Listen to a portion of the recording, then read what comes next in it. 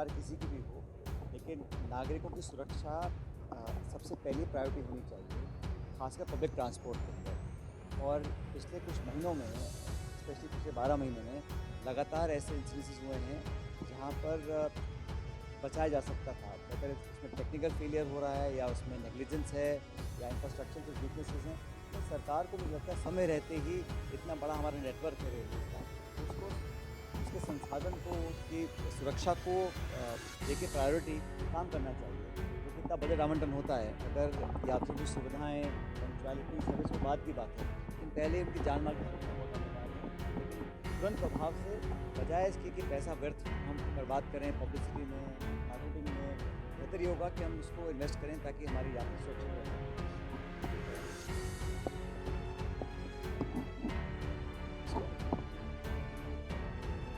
अब देखिए, ये बार बार जो है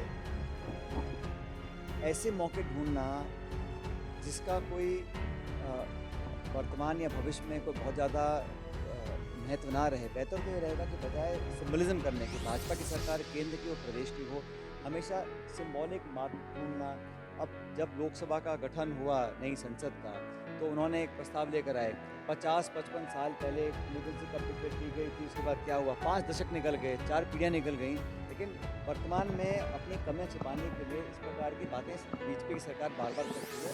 मैं तो इतना ही कहूँगा कि नई सरकार बनी है, और बनने के बाद ही लगातार जो नौजवानों के साथ हो रहा है, बच्चों के जो नीट परीक्षा में जिस प्रकार का पूरा प्रकरण सामने आया, उसको ठीक करने के बजाय सरकार अपना ध्यान भटकाना चाह रही है, और अभी भी कहीं ना कहीं वो उस गलतफहमी में है और बचाव कर रही है, और ये दावे किए जा रहे हैं कि हम जो उनकी जड़ों तक पहुँचेंगे जिन्होंने इस पूरे घटनाक्रम को अंजाम दिया था।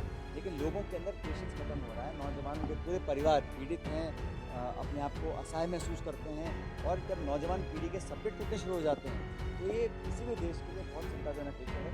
केंद्र की सरकार को, प्रदेश की सरकार को, बजाय जुम्मेबाजी, भाषण, आश्वासन, मार्केटिंग, वादे और ये सब करने के बजाय धरातल पर ध्यान दें, महंगाई कम करें। अब 2 बजट आए हैं, केंद्र सरकार का आया, राज्य सरकार का है। दोनों बजटों में कहीं पर भी महंगाई कम करने की मात्र कोशिश भी हमें दिखाई नहीं दी है। और जॉब क्रिएशन की बात करते हैं, अब प्रदेश सरकार बोलती है कि हम 4 लाख लोगों को रोजगार देने का संकल्प लेते हैं। संकल्प का क्या मतलब होता है? आप किसकी नोटिफिकेशन इशू करेंगे, कब तक टाइमलाइन बताइए, कब तक भर्तियाँ चालू होंगी, तो बोलना अलग होता है। लेकिन सरकार केंद्र की जो जीत कर आई है, पहली बात तो ये एक खंडित जनादेश है, ये कोई भाजपा की सरकार नहीं है, ये मिलीजुली एनडीए की सरकार है। और अपने साथियों को खुश करने के लिए राहुल गांधी जी बोल रहे हैं, ये सरकार बचाओ बजट है। दोनों प्रदेशों की जो नेता हैं, चाहे वो बिहार के, चाहे आंध्र प्रदेश हैं, उनको खुश करने के लिए लाखों करोड़ रुपये आप उनको दे रहे हैं। हमारा कोई विरोध नहीं है बिहार के लोगों से, आंध्र के लोगों से, लेकिन जो बाकी राज्य हैं उनका हक मार के आप किसी और राज्य को देंगे सिर्फ अपनी पॉलिटिकल सर्वाइवल को सुनिश्चित करने के लिए, ये भी गलत मानता हूँ मैं। और राज्य सरकार का जो बजट था, जो चर्चा विधानसभा में हो रही हैं, कोई संतोषजनक जवाब कोई मंत्री नहीं दे पा रहे। और सरकार का जो है, इतने मल्टीपल पावर सेंटर्स बन चुके हैं कि जनता समझ रही है कि 7 महीने पहले हम सरकार बनाई थी, अब उसका बिजली पानी जैसी मूलभूत सुविधा अगर सरकार उपलब्ध नहीं करा पा रही है, और अभी उदयपुर में जो हत्याकांड हुआ है, क्राइम को रोक नहीं पा रहे हैं, बदली माफिया बेफिक्र घूम रहा है, मेरे अपने ज़िले के अंदर 1-2 हादसे हो चुके हैं। तो सरकार को लॉ एंड ऑर्डर और बिजली पानी पर ध्यान देना चाहिए, बजाय इसके कि वो दिवस बनाए 370 के और इमरजेंसी के, और पॉलिटिकल अपने विरोधियों को टारगेट करने का काम नहीं करना चाहिए।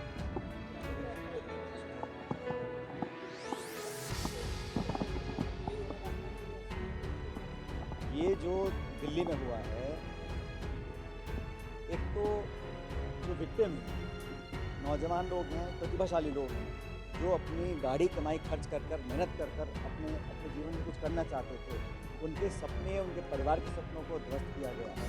और सिर्फ एक व्यक्ति या 2 संस्थाओं को बंद कर कर पकड़ने से काम नहीं चलेगा, ये संस्थागत दिक्कतें हैं। और राजस्थान के अंदर भी जहाँ जैसे इशू चल रहे हैं, जहाँ पे नियम कानून का उल्लंघन हो रहा है, और खासकर नौजवान, उनका दुख होता है हमें पढ़ते हुए, जब बच्चे सुसाइड कर लेते हैं, या उनके सपने टूट जाते हैं, या उनके पेपर लीक हो जाते हैं, या इस प्रकार के हॉस्टल में जहाँ रह रहे हैं उनकी कोई सुविधा नहीं मिलती है। सारे नियम कानून रेगुलेशंस को ताक पर रखकर सिर्फ कुछ पैसे कमाने के लिए जो अधिकारी, अफसर, प्रशासन, नेता जो भी हों, अगर इस प्रकार के लोगों को संरक्षण भी दे रहे हैं, तो वो उस जुर्म के उतनी भागीदार हैं। इसलिए इन पर तो ऐसी कार्रवाई करनी चाहिए। और मैं राज्य सरकार को मैं कहना चाहता हूँ कि इनको एक ऑडिट करना चाहिए कि कैसे व्यवस्थाओं में हमारे बच्चे रह रहे हैं, पढ़ रहे हैं, खा रहे हैं, और उन लोगों को कम से कम बेसिक स्टैंडर्ड देने, मैं समझता हूँ कंपलसरी करना चाहिए।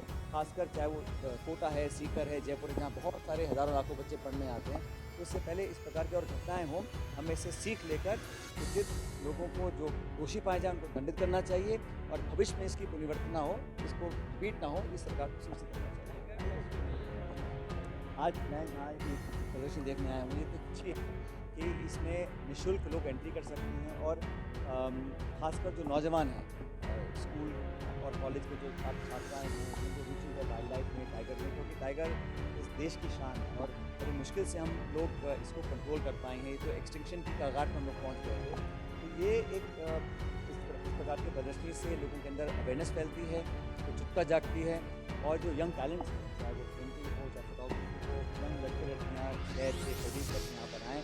और मैं धन्यवाद देना चाहता हूँ सभी ऑर्गेनाइजर्स को, जिन्होंने लगातार 6ठे साल ये टाइगर डे के उपलक्ष्य में इस प्रकार की प्रदर्शनी का आयोजन किया है, सब लोगों को यहाँ बुलाया है। और सबसे अच्छी बात मैंने कहा ना, निःशुल्क है, लोगों को प्रोत्साहित किया जाता है। एक अच्छी कमेटी है जो जज करती है विजेता कौन है।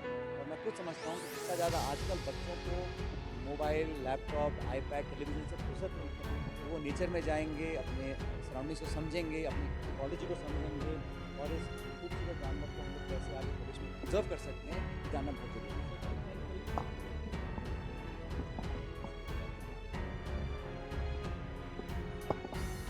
यहाँ तो धरने देने की परमिशन वापस दे दी गई है, तो जिन लोगों की नौकरी छीनी है उनको न्याय मिलना चाहिए।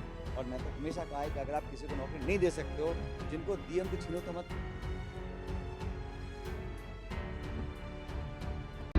सच दिखाते हैं, और सच को देखने के लिए हमारे चैनल को लाइक करें, सब्सक्राइब करें और बेल आइकन दबाना बिल्कुल ना भूलें।